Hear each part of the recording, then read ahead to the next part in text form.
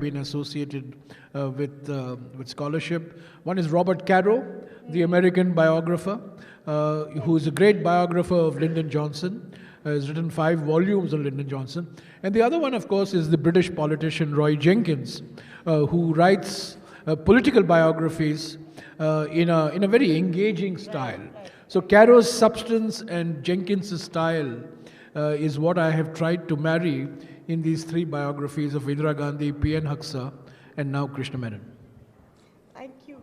You know, I mean, it comes across like I think one of the reasons that it was so unusually kind of fun to read both of these books is because there's a real paucity of biography in the Indian kind of market, and it was it was also, and these particular both these books, like there's a lot of material to work with. These are very there's a lot of meaty themes.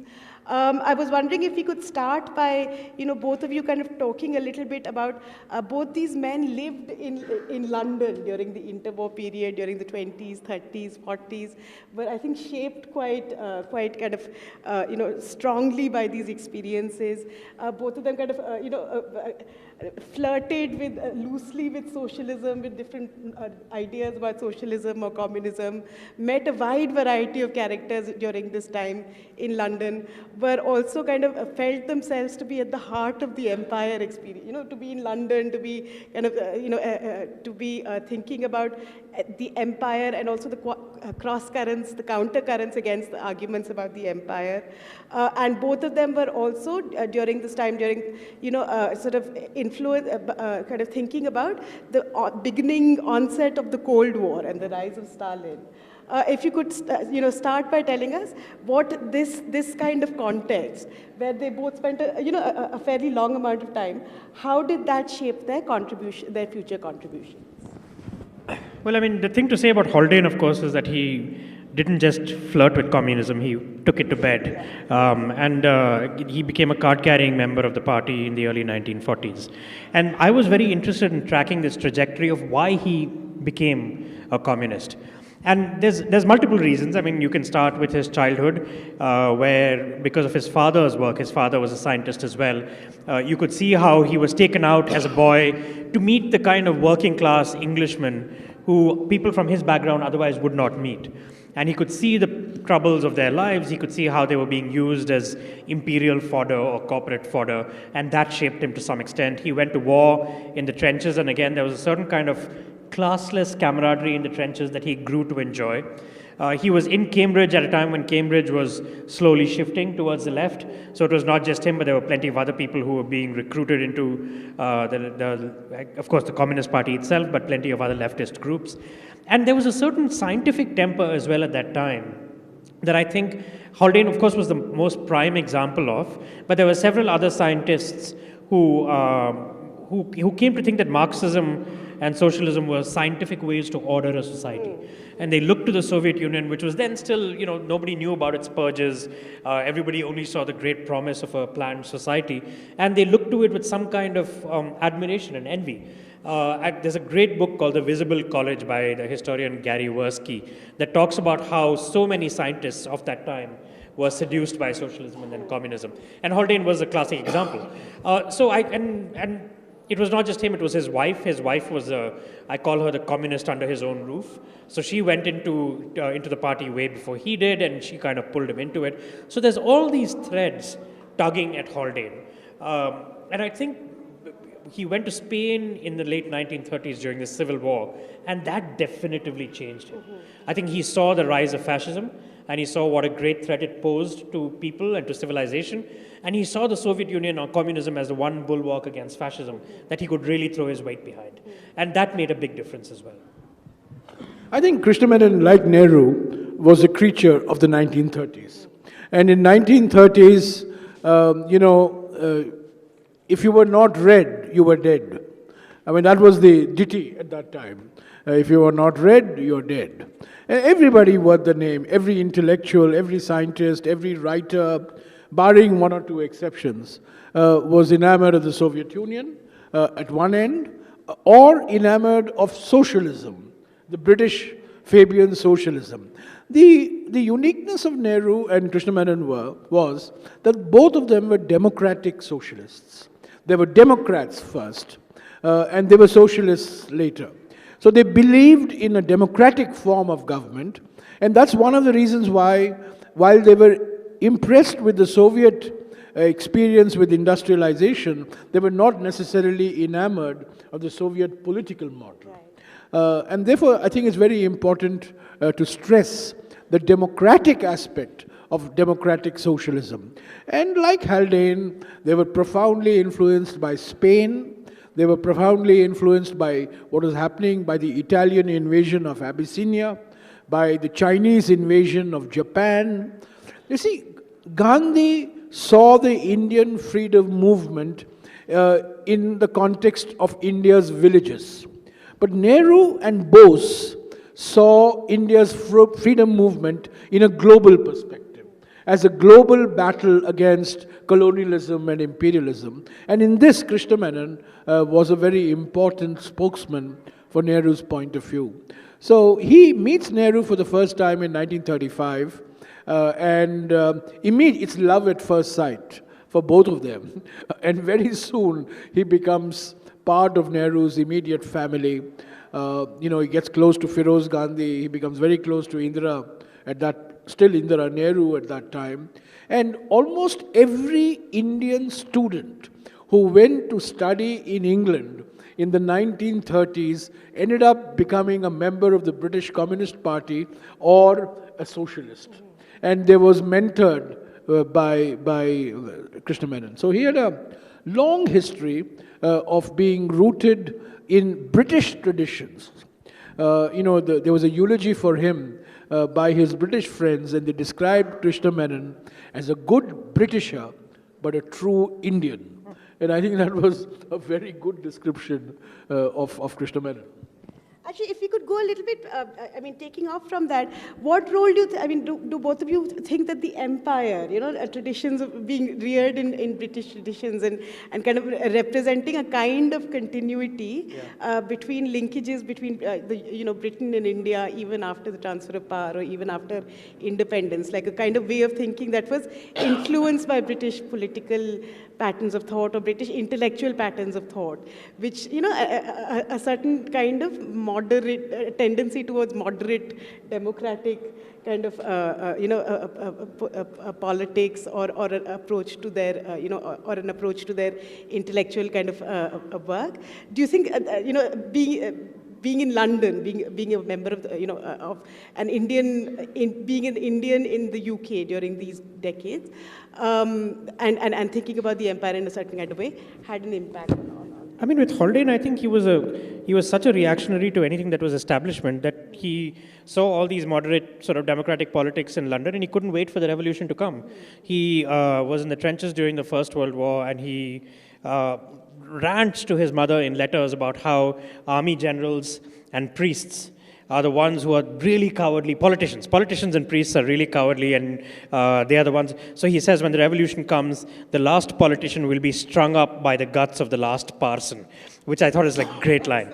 Yeah, and so he is a complete revolutionary. I mean, he admires how the Soviet Union came to be. There's a time in the 1930s when he's sort of fulminating against the rise of fascism, and he's addressing a public meeting, and somehow things get out of hand, and he's urging people to go to the embassy, to the German embassy, and sort of knock it down and so on, and then things dissolve into a certain movement where people actually start to follow him. And he's leading this crowd of people. And I think, I say in the book, for a while he must have felt like Lenin, just before the revolution started. Of course, it was all put down quite fast by the police. He's very regretful about that. He later complains, saying all these pacifists, the problem with them is they don't know how to fight, which is, again, full of great lines. So that's the, I think he abhorred the moderation of British politics because I think he saw that it was very good at subjecting the lower classes to a certain kind of, class tyranny, and hid it as well. It kind of hid that tyranny even as it proceeded along its moderate democratic way. Pallavi, socialism comes naturally to aristocratic families. So Nehru and Krishna Menon both were aristocratic families. They came I was going to say, because Krishna Menon wanted to stay in the Commonwealth. Well, yeah, I was coming to that, and while they were socialist, they were actually, truly, both of them admired the British. The role of reason, the role of debate, the role of parliament. They were against British rule in India. And, remember Gandhi's famous saying, I hate British rule in India. I don't hate the British. And this, I think Gandhi's great contribution to Indian public life was you hate what the enemy is doing, not necessarily what your adversary is, not in a personality way. So I think Krishna Menon, in many ways, hated the empire for the colonialism, the colonial practices, but he loved the English language. That's the only language he could speak. He contested in Kerala, he couldn't speak a word of Malayalam. He contested from Bombay, he couldn't speak a word of Marathi or Hindi. He loved the English language. He was a master of the English language. He founded 2 publishing houses, Penguin and Pelican, responsible for that. So he was British in every sense of the term. And as you said, he single-handedly was responsible for India remaining in the Commonwealth. Even Nehru was not very, very keen that India should remain in the Commonwealth because we were a republic. We did not owe allegiance to the crown, to the King of England or the Queen of England. At that time it was the King. And Krishna Menon was the one who persuaded him, along with some help from Mountbatten, that it is in India's interest to remain wedded to the idea and anchored in the British Commonwealth. So, he spent 29 years of his life in London. So anybody who spends 29 years of his life in London must love London. His girlfriends were British. He never married, but he had a string of girlfriends. The India League I have described as a one-man, many-woman army. And these many women were young British women, educated, all from the London School of Economics, all gravitating towards the left of center, and all impressed and carried away by the charisma of Krishna Menon to work for Indian independence. So he was very much a Britisher. And actually, Haldane gave up British citizenship to become an Indian citizen. I think, given a choice, Krishna Menon would have given Indian citizenship and become a British citizen. No, it's so odd. I mean, both these men are like at 2 ends of a spectrum, which illustrates kind of how the colonial relationship, which we often think of quite rightly as abusive and dominating from the colonizer to the colonized, but there was also this kind of secret, maybe reluctant, sometimes open admiration for each other's societies. So Krishna Menon continued to be the last Englishman, and Haldane came here, not only gave up British citizenship, but also started wearing dhotis and switched to vegetarian food, and he would go to conferences in Europe dressed in his kurta and dhoti. He was in America towards the end of his life, and he went to a pharmacy to buy some medicines for an ailment that would eventually turn out to be cancer. And the clerk asked him, "Where are you from?" And he said, "India." And she said, "Oh, I thought you were one of those upper-class Englishmen." And he said, "Nope, I'm from India." Which is, the stubbornness with which he said that, but also kind of the fondness for India with which he said that was really remarkable. By the way, I'm not so sure he would become an Indian citizen in 2019. I guess because maybe it allows you to have a broader membership of the world, Yeah. and allows you to if you just say, look, I'm Indian or I'm British, you have access to smaller kinds of networks. Right. Whereas you see, all of us have been taught in our history books to believe that the Indian freedom movement was a revolutionary upheaval led by Gandhi.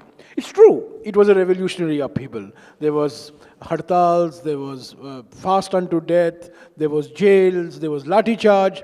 But there was another stream to the Indian freedom movement which we don't read about in our history books, which is that there was negotiations going on between the Indian National Congress and the Labour Party for a 15-year period, beginning early 30s and culminating in Indian independence in 1947.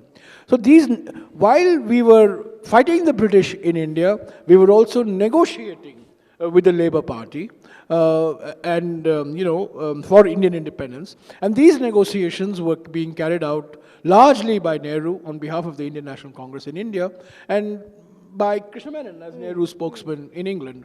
And therefore, I've given this example earlier, and I don't mind saying it again today. Today, everybody in India is reading the preamble of the Constitution. The preamble which nobody knew existed suddenly has been discovered. And everybody is reading the preamble of the Constitution. The author of the preamble is Krishna Menon. He was the man who sold the idea of the preamble much before the Constituent Assembly. And he was the man who was telling Nehru throughout from 1933, you must have a Constituent Assembly to prepare the Constitution of India, of which the preamble then becomes a part. So these are all the pre-1947 avatars of Krishna Menon that people don't know. People see him as 1952. People see him for that 8-hour speech he made on Kashmir in the United Nations. But, there's more to it. I think, public life, people are far more multidimensional than people often take them to be. There are multiple dimensions to these extraordinary personalities. Haldane was one, certainly Krishna Menon was another. Yeah. I mean, if I could ask you to go a little bit further and ask you both to kind of just, in a couple of sentences, talk about what, just describe what was their vision of the world and what was their vision of India in the world, and, what kind of instruments did they kind of see themselves as being in achieving that kind of vision of the world. Like, I mean, if you could just give a quick outline of that before we kind of get further into the... Yeah, I mean, with Haldane, it's sort of easy to tell because he wrote about it explicitly and implicitly numerous times. He wrote most of a science fiction novel in which he envisions a society very far into the future. It's a terrible novel, but there is enough there to tell you what he wants the world to be, and he wants the world to be ordered by science and by genetics. And by this, I don't mean sort of a eugenically selected society, but he envisions a way in which genetics sort of works to eliminate some of our human frailties, our ailments, allows us to achieve our maximum potential as individuals. So that is his scientific view. His political view, India figured very heavily in it. I think by the early 1950s, he had grown disillusioned with Stalin's Russia, although he never let on. He resigned from the Communist Party, and this great cause of his life for the last couple of decades had disappeared, and he was looking for something to fill that gap. And India came along at exactly the right moment. Right. He admired Nehru. He knew Nehru from the 1930s. He wrote a lavish essay about Nehru called "A Rationalist with a Halo," and he loved that. He loved the fact that Nehru was this man who thought that science and technology and reason could help in sort of organizing even a complex society like India. And so he, as you said quite rightly, he really did think that India's future was sort of the world's future in one sense. And he came here because it was a socialist state, and it was a democracy, and it was secular. All of these qualities that are now sort of suddenly in great doubt and uncertainty, he held all of those very dear to him. I think Krishna Menon, like Nehru, remained a unrepentant democratic socialist till the very end. He was not Marxist. He was not a communist.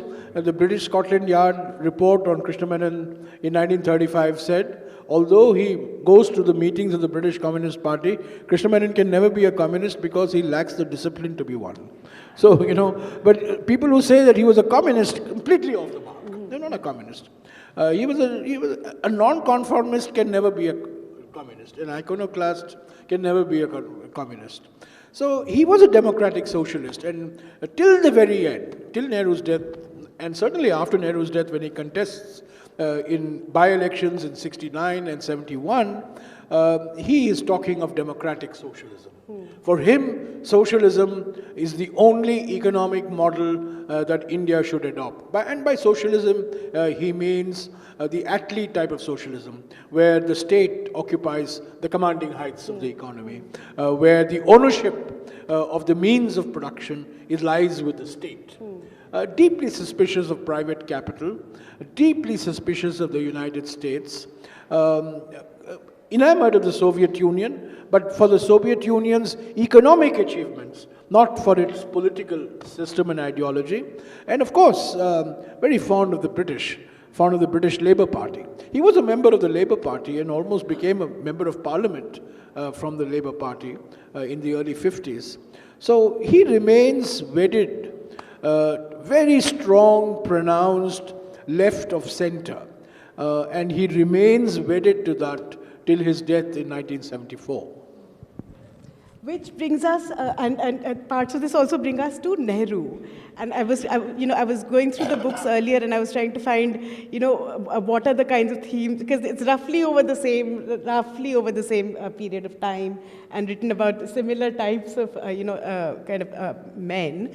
I was trying to find what is it that how many things unify these two characters who lived in similar places and similar decades, and Nehru looms very large in both their minds. Both Nehruvianism, non-alignment as a doctrine of foreign policy, as well as a political kind of philosophy. Yeah. I was wondering if you'd like to both build on. One thing that unites Haldane, Nehru, and Krishna Menon is their belief in science. In belief in science as a mode of inquiry and science as an answer to India's problems. So there's a very interesting letter when Krishna Menon becomes defense minister. Haldane writes to him, says, I'm not so sure that you're going to be a good defense minister, knowing your views on the army, but at least you'll be able to bring some science into the defense establishment. And in fact, he sets up the DRDO, of which Dr. Kalam became such a superstar later on. He becomes responsible for establishing India's defense production. Today, Mr. Narendra Modi is talking about Make in India. But in 1961, Krishna Menon chooses the Soviet MiG aircraft over American and British aircraft because the Soviets were allowing that aircraft to be manufactured in India, unlike the Britishers and the Americans. So all three of them, I think, believed in modern science. They didn't believe that ancient India had all the scientific answers. They didn't believe that Lord Ganesha is a reflection that ancient Indians knew the art of plastic surgery, or that ancient Indians had nuclear missiles and flying chariots. They believed in modern science. I think that's a very important, commitment that India had when it became independent. Our commitment was to democracy, our commitment was to socialism, but we often tend to forget there was a huge commitment to modern science, which is unparalleled in the history of development by any other country.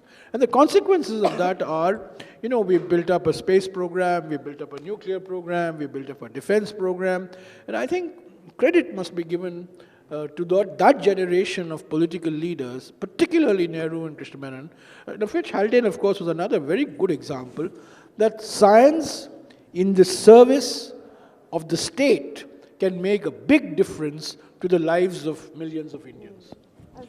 Yeah, because Haldane came to India in the early 1950s on a lecture tour. And he was supposed to meet Nehru at some point, but Nehru was busy, so he couldn't meet him. So Haldane went back and he wrote a letter to Nehru, and the letter sort of had some complaints about his tour, saying I was paraded around like an elephant. I really want to just go and do science. But then he puts down one paragraph. He says, there is space here in your country for good biology programs which will help agriculture and will feed sort of your hungry millions and so on. So having described this job vacancy, he then applies to fill it himself, saying that, I could come and do this for you. And so throughout the 1950s, he's kind of like corresponding, Nehru has letters in which he's talking about how Haldane should be brought over to India. And in 1957, he moves. He goes to ISI in Calcutta. He promptly falls out with P.C. Mahalanobis, and in the early 1960s moves to Bhubaneswar, where he lives and ends his life in 1964. So, throughout the 1950s, Nehru is very keen on Haldane coming here. There is constant communication between Nehru's office and Haldane. When he leaves ISI, again, Nehru is keen that Haldane shouldn't sort of leave India in a huff. He should stick around, so he's trying to create positions for him. But by 1962, which is when, just before the Bhubaneswar appointment comes up, Haldane is still writing. He's spurned another post. But by that time, Nehru is too busy with the war. There's too much other stuff happening. He can't be bothered with sort of small scientists and their egos and tiffs and so on. So he ignores that. And fortunately, Haldane does get this position in Bhubaneswar. So there is, the 1950s is thick with communication between Haldane and Nehru's office, and eventually results in Haldane coming here. Nehru was, I think, perhaps the most important factor in that. India was more open in the 1950s than it has been open in the last decades. It's a paradox. We've become economically more powerful. We've become certainly, big economic power, but our minds have become smaller.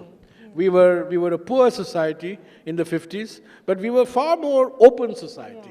Open to all sorts of influences. We had Britishers coming to India, we had Russians coming to India, we had Americans coming to India, we had Europeans coming to India. I'll give you a very simple example.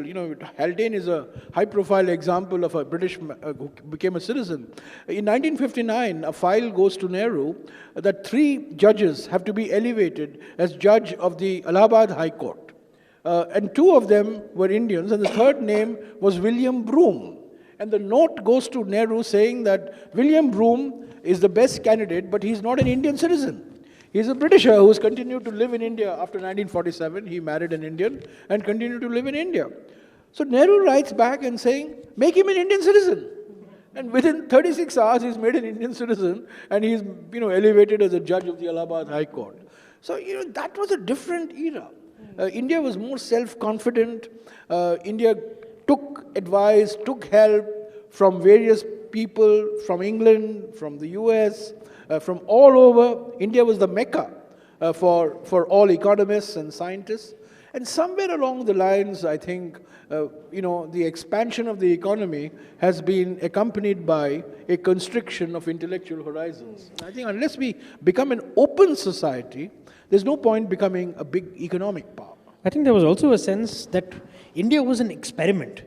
Back in the late 1940s, early 1950s, people of a certain intellectual caliber and curiosity viewed India as a giant experiment in how society might proceed along democratic lines to hoist all these millions of people out of poverty.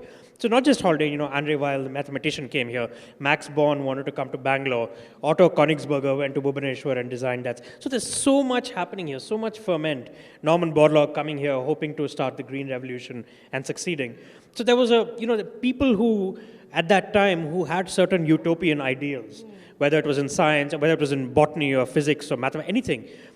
They viewed India as sort of this giant petri dish. And I don't mean this in a negative connotation, but they viewed India as a giant experiment in which they could try to see which of their policies would best help a country like India advance. See, it's not just cosmopolitanism internationally, but it was cosmopolitanism domestically. In the 50s and 60s, you name any top Indian economist, he had studied or taught at the University of Rajasthan, which is on the main road. When I go past University of Rajasthan, I literally sometimes salute it. Because every top Indian economist, and all of them, some of them are from Madras, some of them are from West Bengal, some of them are from Assam, they were not locals. And they were all here at the University of Rajasthan. But today, our universities have become parochial addas. Our research institutions have become parochial institutions. So I think the 50s, Pallavi, was not just international cosmopolitanism, but also domestic cosmopolitanism, where people moved from one place to another in search of jobs. And there was this great excitement that India is an experiment, and we've got to make this experiment succeed, isn't it? And that's the phenomenon, as you were saying earlier, this phenomenal capacity in the phenomenal belief in the capacity of the state. Yes, it's this thing that will make education, and it's this thing that will deliver progress. No, I think that's, with the benefit of retrospect, both Nehru and Krishna Menon were guilty of romanticizing the state. They did not acknowledge that the state could become sometimes a bottleneck or a constraint to progress. And they believed that everybody in the state is as enlightened as them. That was not to be, unfortunately. I think in the 1940s, the idea of what state capacity should be, even in sort of capitalist havens like the United States, was far more sort of robust than what it is today. You wouldn't call it socialism back then. You would call it socialism now. But, the idea of, for example, building a service like the NHS after the Second World War was not considered a socialist move in any way. Except now, of course, when people in the US talk about Medicare for all or any of these NHS-type plans, you immediately start to label it as socialist. So the ideas of what the state should do have also varied, and the parameters were very different then and now. Right. Yeah, and you know, I mean, before we open it up for questions, I thought we'd talk a little bit more about the minutiae of their lives. I just, you know, the Krishna Menon book kind of spans over like, you know, a diverse set of episodes where India played an influential role in international affairs, including Korea, Geneva, Bandung, Kashmir at the UN. And I was wondering if you might like to, you know, tell us a couple more details about that. And which of these moments do you think is Krishna Menon's crowd? Well, very quickly, because I think we should open it up for questions. Very quickly, I think in the 1950s was the heyday of India's foreign policy. And it was a Nehruvian policy, but the international face of that policy was Krishna Menon. And he was known as Formula Menon, because wherever there was a crisis, they would go to Krishna Menon, and he would come up with a formula. So whether it was Vietnam, whether it was Cambodia, whether it was Laos, whether it was Korea, whether it was the Suez Canal, Krishna Menon would have a formula. The Americans didn't like him, the British didn't like him, the Russians were suspicious of him, but they liked his formula.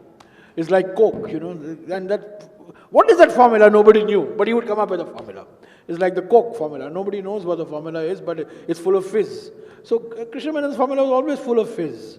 But nobody knew how he arrived at it, but he arrived at it, and that's perhaps shows his political brilliance, and also the fact that he had the full backing of Nehru. I think if he didn't have the backing of Nehru, clearly he would not have been as effective as he was. Why does he have the backing of Nehru? Because one of the things that comes across in this book, as well as, for example, in S. Gopal's, you know, and many other kind of biographies of the time, is that the, you know, peculiar degree of hostility and hatred that he kind of seemed to. Nehru was a very lonely man. He did not feel very comfortable with his Congress colleagues. He felt comfortable with Homi Bhabha, with Haldane, with Mahalanobis, and Krishna Menon. You know, they were not part of the political system. You know, he could shoot the breeze with them, could have a smoke with them, could have a glass of wine with them, and they could discuss H.G. Wells, they could discuss Bertrand Russell, you know, the intellectual, the camaraderie he could not find in the normal provincial Congress political leaders. So it was a 27-year relationship going back to 1935, and it was as I said, he was a soulmate.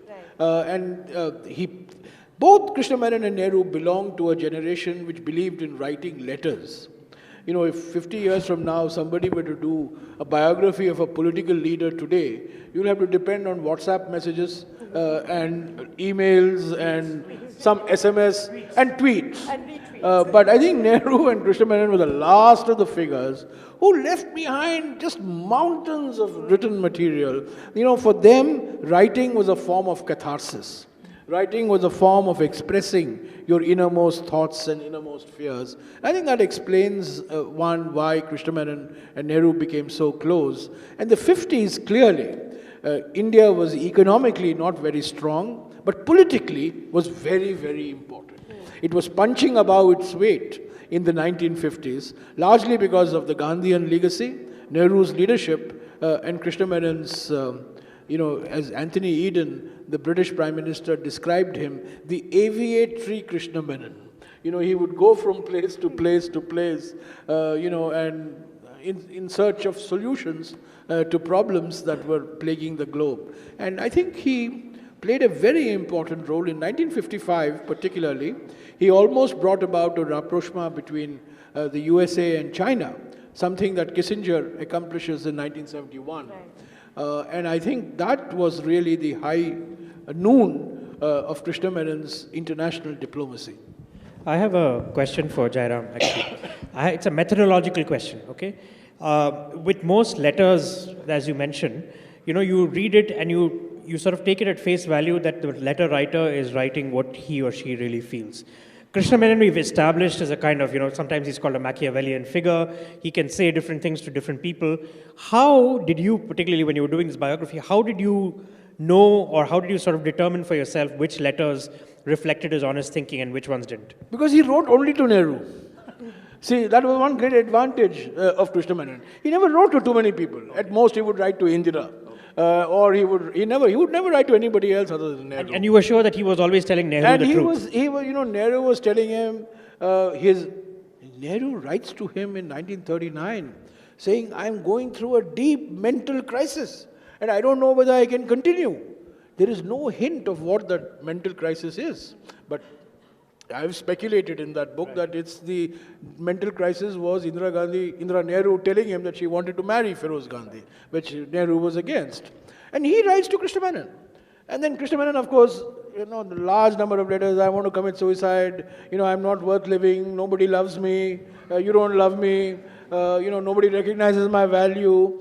He keeps writing these letters. Once a week for 10 years, he writes a suicidal note.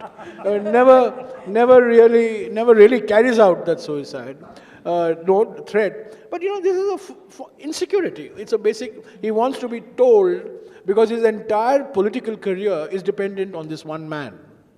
And why does Nehru keep him? Because one of the things that comes across towards the end of the book when he's defense minister is that it becomes more and more expensive to keep. I mean, there's a lot of criticism from him. I think Nehru recognizes Krishna Menon's brilliance, number one.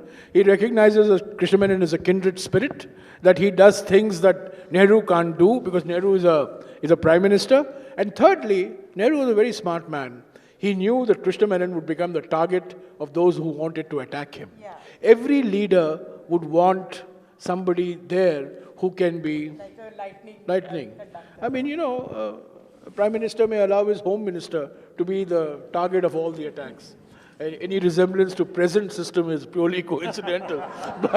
but every leader likes to have a shock absorber. And Krishna Menon was a shock absorber for Nehru.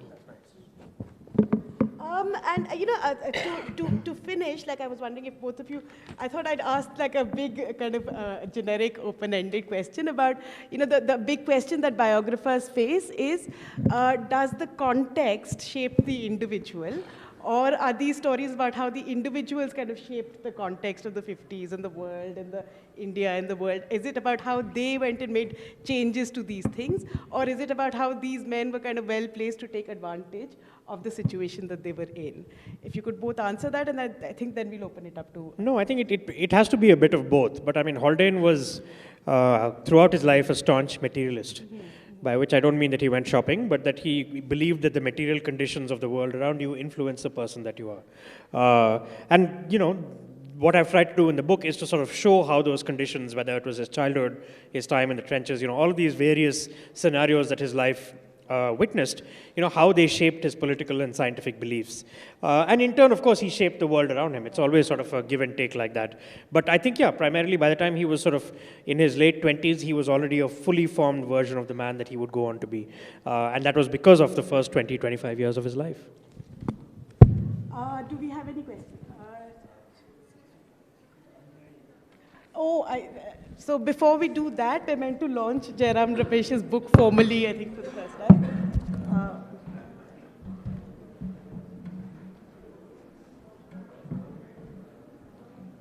Wow. What a launch.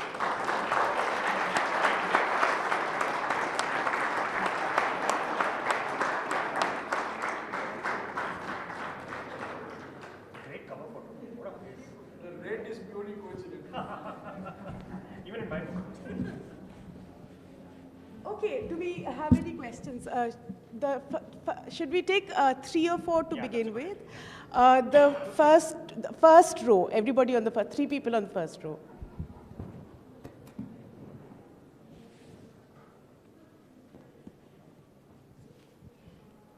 Can you hear me? This is about Nehru and Krishna Menon turning to socialism. We have to look at it from one more angle. I agree with you, but I want your thoughts on that. At that time, they were fighting against colonialism. Capitalism was the ideology of colonialism, so they could not have gone in that direction. The only ideology they could have adopted was socialism. That also, it was not Marxian variant, it was Fabian socialism that they adopted. And Krishna Menon's turning to socialism, there's one more incentive. He was a student of Harold Lasky. Harold Lasky, a socialist, converted many people, many students from colonies into socialists, and he encouraged them to go back and fight against colonial powers, if you agree with me. And one more reason, Nehru and Krishna Menon did not anticipate did not anticipate socialism collapsing in the lands in which they were introduced. Soviet Union and China, they are dead. I've been traveling extensively in former Soviet republics and China also. One of my books on travel is... I think we keep it to short questions no, and one question. It is the title of one of my books is Capitalism Comes to Mao's Mausoleum. In other words, socialism is dead in those countries, and Nehru and Krishna Menon did not anticipate that. Your thoughts on that? Yeah. And short questions, please, if we could take as many questions as possible.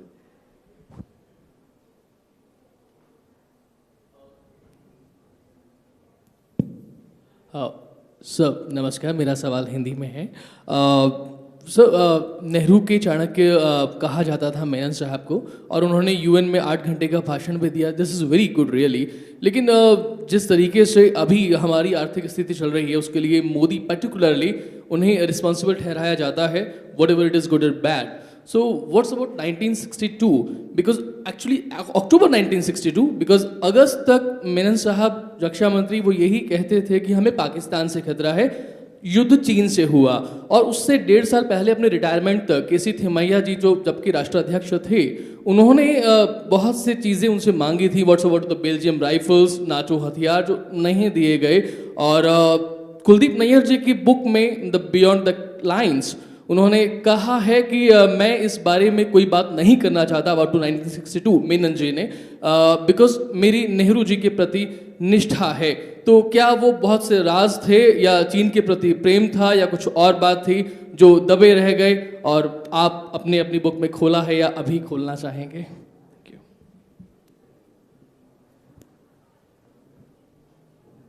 This is Mr. Jairam Ramesh. I was just wondering, do you think if Churchill had won in 1945, Indian independence would have taken a slightly different course?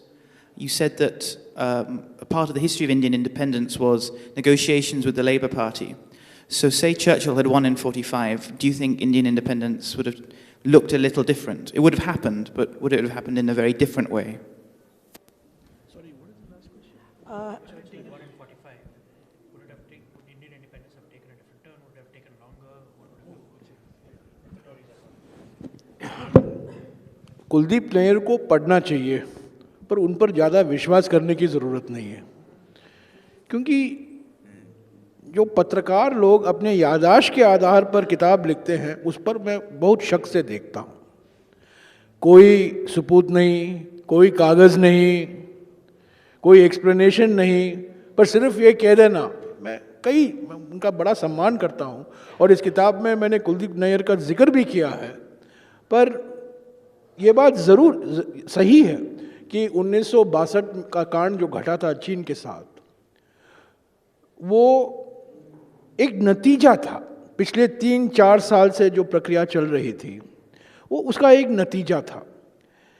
पर यह बात भी सही है कि 1958 से लेकर वित्त मंत्री हमेशा ये कहा करते थे कि भारत को सुरक्षा पर और ज़्यादा खर्च नहीं करना चाहिए, क्योंकि ये बापूजी के जो विरासत है उसके खिलाफ जाता है। मोरारजी देसाई वित्त मंत्री थे और हमेशा कहा करते थे कि increase defence spending is anti Gandhian. और ऐसा एक माहौल बन गया था कि हम एक ऐसे देश हैं जो सुरक्षा के लिए हमारी कूटनीति के आधार पर हम सुरक्षित रहेंगे। हमारे जो जनरल तिमैया थे, आर्मी चीफ, उन्होंने भी ये लिखा 5 महीने पहले, युद्ध के 5 महीने पहले उन्होंने लिखा कि चीन के साथ कभी युद्ध होना असंभव है, और चीन के साथ जो हमारी सीमा समस्याएं हैं वो कूटनीति और राजनीति से ही हल होनी चाहिए। और अंत तक कृष्ण मेनन का यही मनसा थी कि जो सीमा है उस पर हमें चर्चा करनी चाहिए।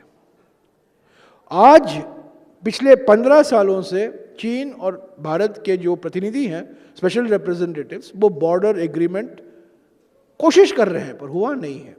पर 1950 के दशक में कृष्ण मेनन एकमात्र ऐसे व्यक्ति थे जिन्होंने कहा चीन के साथ हमें समझौता करना चाहिए। आज के राजनीति के आधार पर यह जरूर कहा जा सकता है कि पाकिस्तान के संदर्भ में कृष्ण मेनन कट्टरवादी थे, चीन के संदर्भ में वो थोड़ा उदारवादी थे। चीन को उन्होंने शत्रु नहीं माना करते थे, पर पाकिस्तान को ये कहा करते थे कि पाकिस्तान की विचारधारा और हिंदुस्तान की विचारधारा में जमीन आसमान का फर्क है। ये बात सही है, ये इतिहास गवाह है इसका। पर 1962 में क्या हुआ, मेरा ये प्रयास रहा है, सिर्फ कृष्ण मेनन को दोषी ठहराना गलत है। ये एक सीमित एक्सप्लेनेशन है, ये पूरा हकीकत नहीं है। कई गलतियां हुई हैं, कई गलतियां हुई हैं पार्लियामेंट में, कई गलतियां हुई हमारे कांग्रेस के वरिष्ठ नेता पंडित गोविंद वल्लभ पंत जैसे लोगों से, हमारे आर्मी के लोग ने भी कई गलतियां की, पर सारी जिम्मेवारी कृष्ण मेनन पर थोपी गई। और पंडित जी जानते थे कि अगर वो कृष्ण मेनन का इस्तीफा नहीं लेते तो उनको इस्तीफा देना पड़ता। तो कृष्ण मेनन एक बलि का बकरा बन गए। तो ये बात है। पर 1962 में जो हुआ वो आज भी हम भुगत रहे हैं। पर सबसे बड़ी बात यह है कि कृष्ण मेनन जिसने कहा, कृष्ण मेनन जब उन्होंने कहा, अटल बिहारी वाजपेयी जी एक सांसद थे, पहले टर्म के सांसद थे, उन्होंने कृष्ण मेनन की कड़ी आलोचना की। पर इतिहास का पहिया कैसे चलता है देखिए, 2003 में वही अटल बिहारी वाजपेयी बीजिंग जाते हैं और चीन के प्रधानमंत्री के साथ एक समझौता करते हैं कि दोनों देश सीमा की समस्याओं को सिर्फ बातचीत के द्वारा हल करेंगे। जो कृष्ण मेनन 50 के दशक में कहा करते थे और उनकी आलोचना होती थी, वो अटल बिहारी वाजपेयी जी ने उसको 30 साल पहले स्वीकारा। तो इतिहास को हमें समझना चाहिए। बहुत आसान है आज कहना ऐसा होना चाहिए था, ये नहीं हुआ, पर मेरा हमेशा ये प्रयास रहा है। देखिए, हिस्ट्री जब आप लिखते हैं, हिस्ट्री का शब्द जब अनुवाद होता है किसी भारतीय भाषा में, उसको इतिहास कहा जाता है। हिंदी में इतिहास, कन्नड़ा में इतिहास, मराठी में इतिहास। इतिहास का माने क्या है? इतिहास, ये जो हुआ, ऐसे हुआ।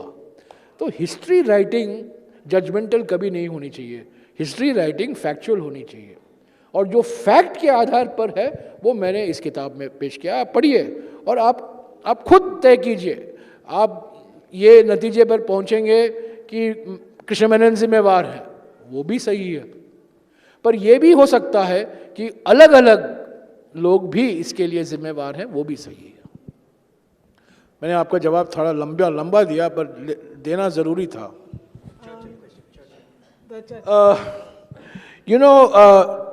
It is a tale of missed opportunities. If Linlithgow was not the viceroy, if Willingdon was not the viceroy, if Mountbatten had gone as was originally anticipated in the early 40s, maybe history would have taken a different turn. However, the Indian Congress Party's position on the Second World War foreclosed that option. Remember, there is the Cripps mission of 1942. And the single biggest factor which precluded any agreement with the British earlier than 47 was the fact that the British were insistent on giving dominion status to the 500 odd princely states. Jaipur would become a dominion, Mysore would become a dominion, Kashmir would become a dominion. This was a recipe for balkanization of India. Nehru was against it, Patel was against it, Azad was against it.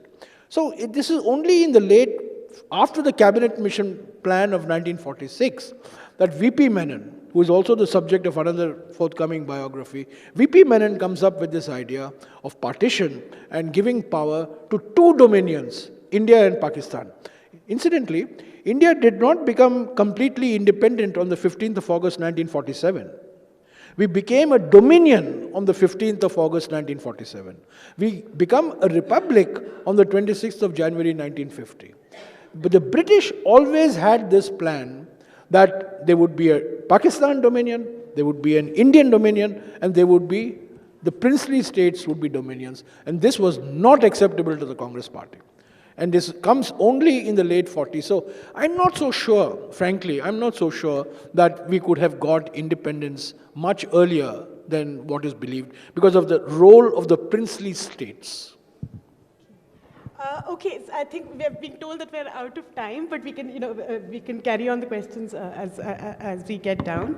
Thank you to both of you again for writing such marvelous, such engrossing books, and I would strongly urge the audience to go and buy them. May I also ask the guests to stay back just a moment, please? We'd like to honor you with festival vestments. Thank you for your time and very enthusiastic participation. Can we have a great round of applause for the session? Parallel Lives brought to you by Dainik Haksar.